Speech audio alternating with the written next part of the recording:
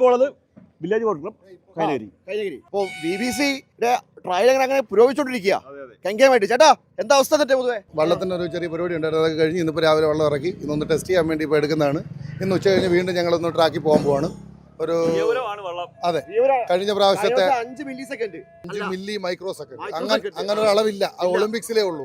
പോയതിനെ കുറിച്ച് പിന്നെ ഇനിയും പറഞ്ഞിട്ട് കാര്യമില്ല. അപ്പൊ അതുകൊണ്ട് ഇത്തവണ ചുണ്ടിനും കപ്പിനും ഇടയ്ക്ക് പോയത് ഇത്തവണ അതങ്ങ് എടുക്കുക എന്നുള്ളതാണ്. അതെ, സ്വാമിയേ അല്ലാഹു അക്ബർ.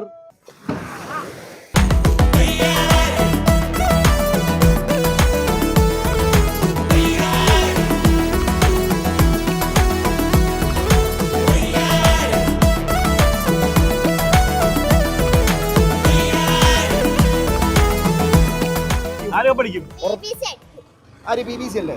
ആ കണ്ടാ, എവിടെ പഠിക്കുന്നത്? എത്രയിലാ? 4. ഒരു ആർപ്പോട്ട് പോയാൽ നമുക്ക് ആർപ്പോ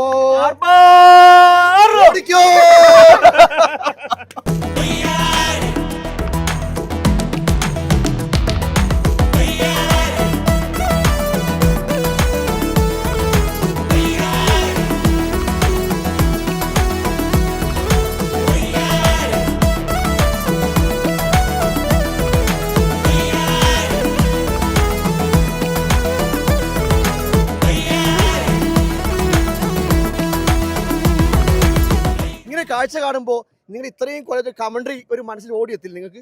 വരുന്ന ഏതാ ഏത് വള്ളമെന്ന് നോക്കിയാൽ ബിയ്യപുരം വള്ളവും തുഴയുന്ന ആൾക്കാരാ. കഴിഞ്ഞ തവണത്തെ 2ാം സ്ഥാനത്ത് എത്തിയവരാ, പക്ഷെ അവർ 1ാം സ്ഥാനത്ത് എത്തിയെന്നാണ് അവർ പറയുന്നത്. ആ വള്ളക്കാരാ തുഴയുന്നത്. ആ കേസ് മുന്നോട്ട് പോയി.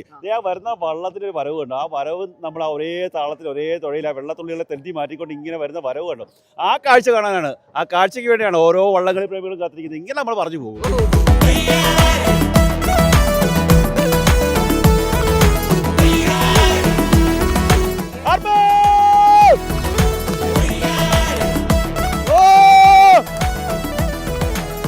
ഇതില് വലിയൊരു കോമഡി അറിയോ? ഇവളൊന്നും മിണ്ടുന്നില്ല. ഈ കാഴ്ചയൊക്കെ കണ്ടു കഴിഞ്ഞാല് അതൊക്കെ കണ്ടങ്ങ് മനസ്സിലേക്ക് എടുക്കേണ്ട കാഴ്ച. എന്ത് പറയാനാ വേറെ? അതായത് പണ്ട് ഞങ്ങളുടെ നാട് കായംകുളത്ത് രാജാവിനെ തോപ്പിക്കാൻ വേണ്ടി ഇറങ്ങിയ വള്ളമാണ് ചുണ്ടൻവള്ളം. അത് രാത്രി ഈ വെള്ളത്തെ കീറി മുറിച്ചുകൊണ്ട് വേഗത്തിൽ പോകുന്ന വള്ളമാണ് ചുണ്ടൻവള്ളം. എത്ര നാള് വേണ്ടി വരും കണ്ണച്ചേട്ടാ ഇതുപോലെ കറക്റ്റ് ട്രാക്കിൽ ഇറങ്ങി ഇങ്ങനെ അങ്ങ് പോകാനായിട്ട്? പ്രാക്ടീസ് ഒക്കെ വള്ളംകളിയുടെ ചരിത്രം തുടങ്ങുന്നത്, അല്ലെങ്കിൽ വള്ളംകളിയുടെ ഒരു വർഷം തുടങ്ങുന്നത് ചമ്പക്കുളം മൂലം വള്ളംകളിയും കൂടെ. പക്ഷെ അതിന് മുമ്പേ ഇത്തവണ തുടങ്ങിയിട്ടുണ്ട്. പള്ളാത്തുരുത്തി ബോട്ട് ക്ലബ് അടക്കമുള്ള ക്ലബ്ബുകൾ UBC പ്രാദേശികമായിട്ട് ഓരോ സ്ഥലത്തും തുടങ്ങിയിട്ടുണ്ട്. പ്രാദേശികമായിട്ട്, അതായത് മൂന്നാറിൽ പോയി ട്രെയിൻ ചെയ്യുന്ന ആൾക്കാരുണ്ട്. ഹൈ ആൾട്ടിറ്റ്യൂഡിൽ തുഴഞ്ഞു കഴിഞ്ഞാൽ ഇവിടെ വന്ന് ശ്വാസം മുട്ടാതെ തുഴഞ്ഞു വരാം. അങ്ങനെ തുഴയുന്ന ആൾക്കാരുണ്ട്. അല്ല, ഇത്തവണ പൊതുവെ ഒരു വികാരം BBC ആയിരിക്കും അല്ലെങ്കിൽ വിയ്യപുരം? 8 ടീമുകൾ ഒരേ രീതി തുഴയുന്നുണ്ട്. അതായത് 4 മിനിറ്റ് താഴെ തുഴഞ്ഞു വന്ന 8 ടീമുകളുണ്ട്. ഇനിയിപ്പം വള്ളംകളിക്ക് ഇനി ഏതാണ്ട് 3-4 ദിവസങ്ങളുണ്ട്. ദിവസം കൂടെ ആകുമ്പോഴാണ് 4 മിനിറ്റ് താഴെ തുഴയുന്നത്. ഉസൈൻ ബോൾട്ടിന് ഓടാൻ പറ്റുമോ അങ്ങനെ?